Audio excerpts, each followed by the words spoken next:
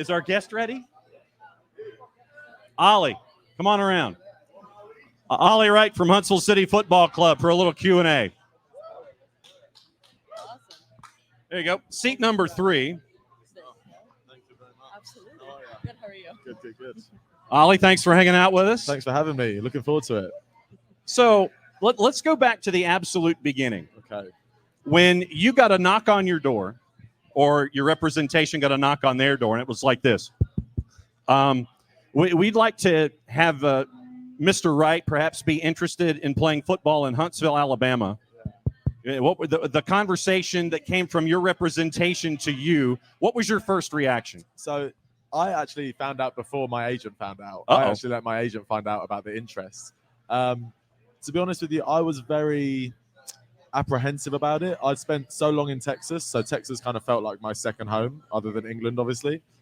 And I kind of always envisioned myself living in Texas permanently. So the thought of coming to Alabama kind of scared me a little bit, but I mean, after the first day I was here, I kind of just felt at home. You know, I just feel like the people here are very welcoming, so it was a really easy transition for me personally. But the first knock on the door, like you said, it was a scary one. It was. Really? It was. Because I didn't know much about Alabama. I hadn't really, I'd never been here. And like I hadn't heard much about, obviously I knew of Alabama, but I hadn't heard much about, the people or anything like that. So I didn't really know what to expect. But I was pleasantly surprised, for sure. What has been the fan reaction? Being here in Huntsville, getting to kind of see more of that fan base. What has been the fan reaction to you guys, especially going into the season? Yeah, I mean, I'm sure you could have seen it last year as well. Like the fans have been great with us since day one. I remember we had a preseason game last year against Cincinnati at our training ground, and there was like 1,000 fans there. And I was like, this is great. I was used to I was expecting maybe 50, 75 fans to turn up. So I think from day one, the fan support has been really evident for everyone. And it helps us. Obviously last year we kind of just fell short of our goal of making playoffs.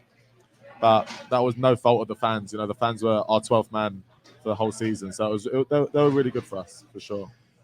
You play your first 7 on the road, and it's a road game. You got to come back home. You ain't playing at home. Yeah. You got to go on another road game, and another, and another, and another.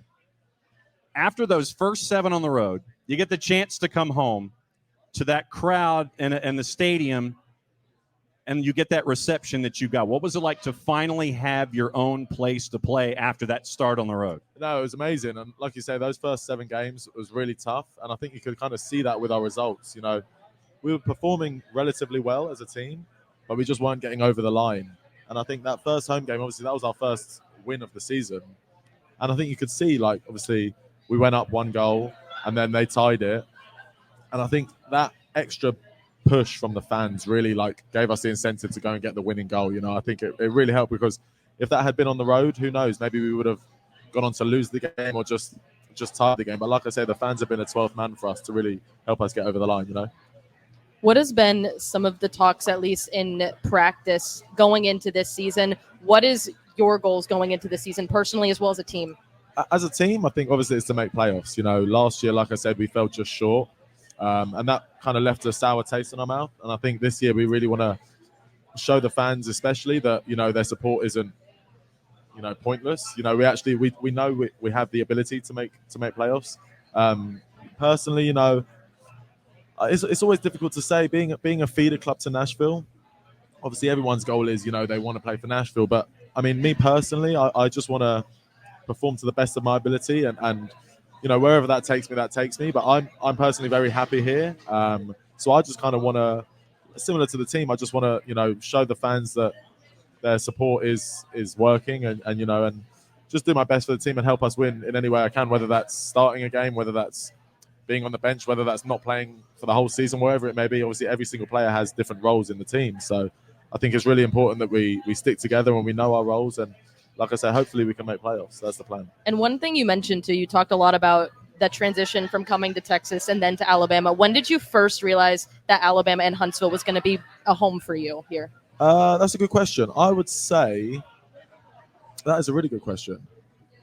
I can't really remember. I would probably say that preseason game when I was talking about Cincinnati, because I don't know. I just, like I said, I really wasn't expecting that sort of support.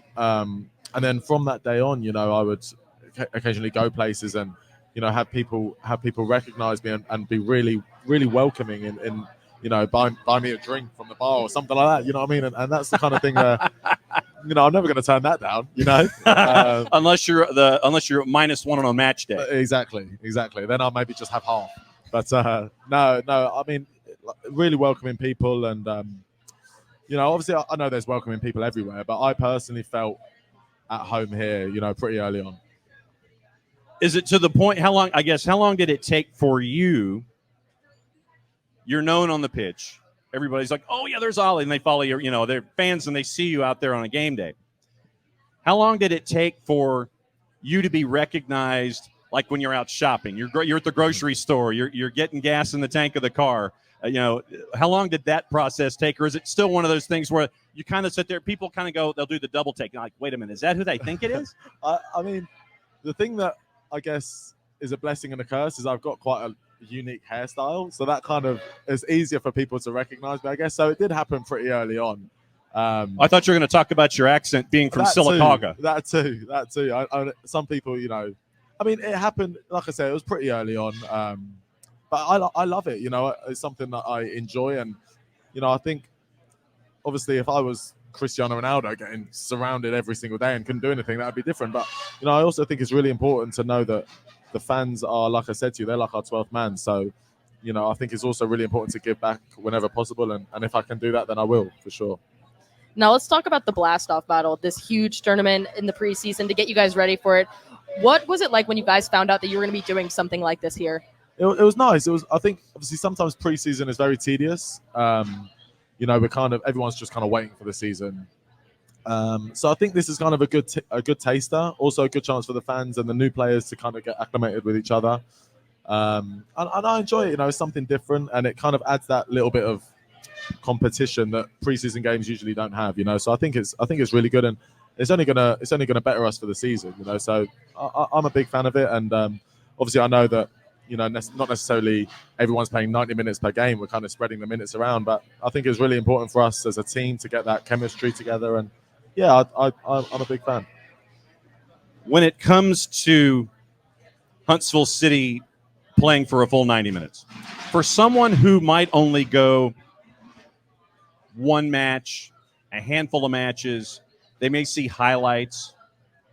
If you were to describe for someone who would be walking in the door that first time or isn't, the hardcore supporter that goes to every home match, how would you describe how Huntsville City plays stylistically and what attracts you and your teammates to want to be a part of what you're out there on a daily basis? Yeah, I would describe us as a very fast-paced, energetic team.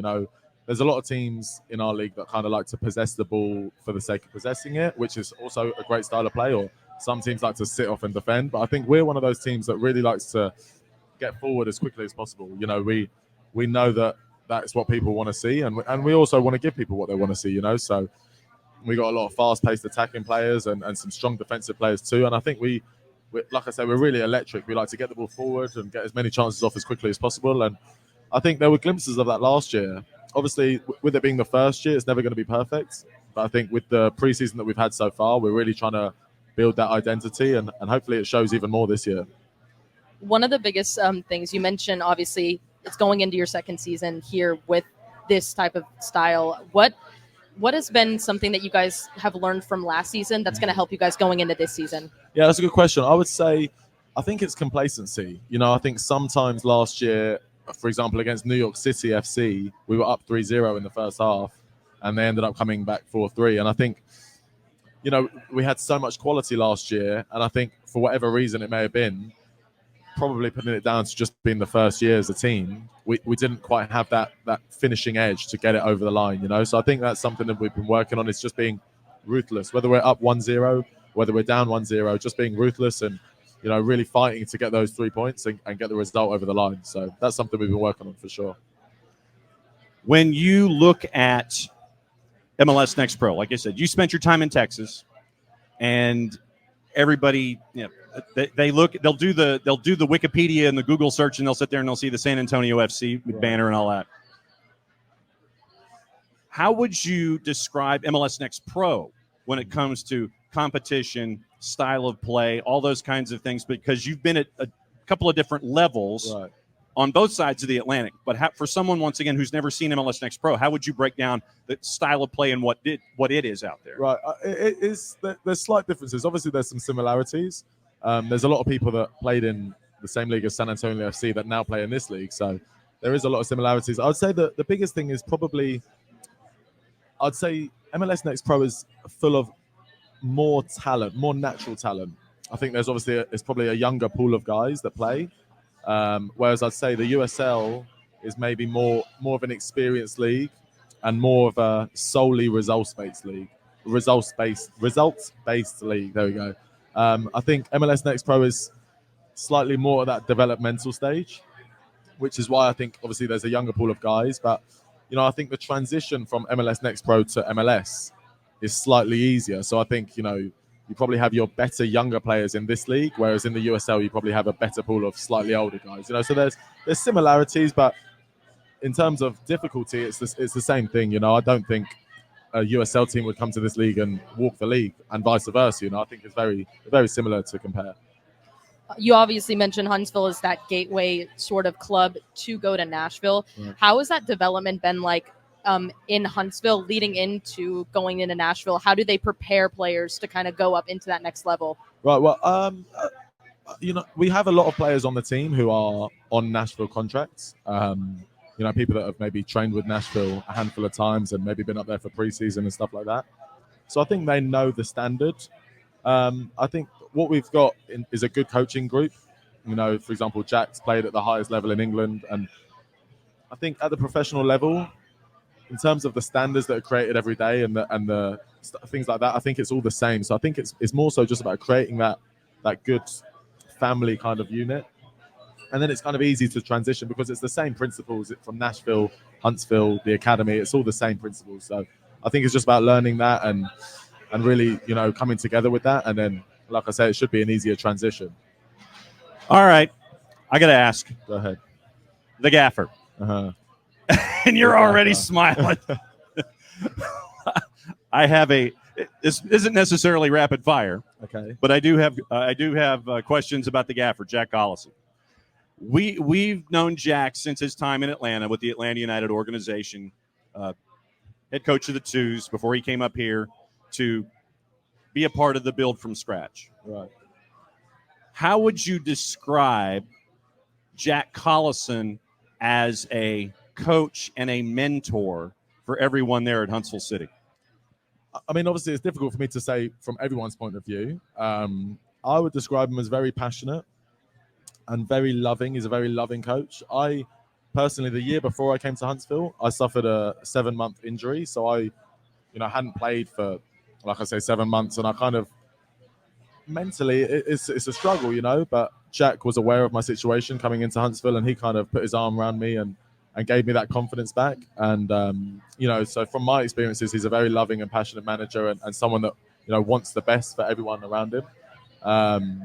And, I think that shows. I mean, I'm sure the fans hear him effing and blinding on the sidelines every now and then. And, he does that out of his willingness to win. He has been slightly excitable, yes. He has been for sure. And but no, I mean, he loves it. We all love that side of him. And the fans love it too. And I just think he's someone that really wants to win and at all costs, and I think that's what we need as well.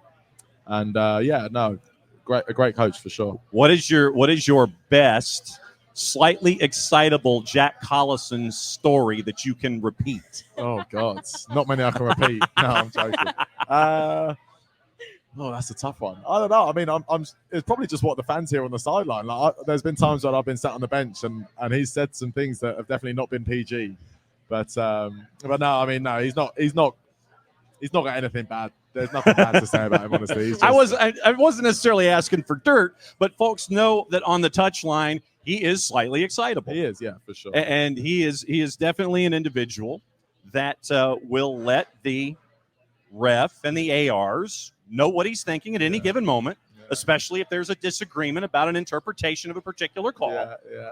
Because he's always looking out for guys. He's the same with us, though. He don't get me wrong. As much as I say he's a caring manager that obviously cares about his players, but he's also not afraid to let us know when we've done something wrong and stuff like that. And I think I think that's good because he's built a good relationship with us where he can, he can like basically shout at us or get into us, and we kind of know how to be like, okay, yeah, he's saying that, but he's not saying that to be horrible. He's saying it to make us better, So I think he's built and created a culture around the team that is very healthy, so people can kind of take criticism and take positive feedback as well, So you've given the 411 about Jack, and see, I said 411. You got the information about Jack. You did say it. Okay. I did. Okay. See, but like I said, that is a generational thing. That's something that folks of a certain age will sit there. Yeah, I'm going to dial up the 411. I've never heard anyone say that.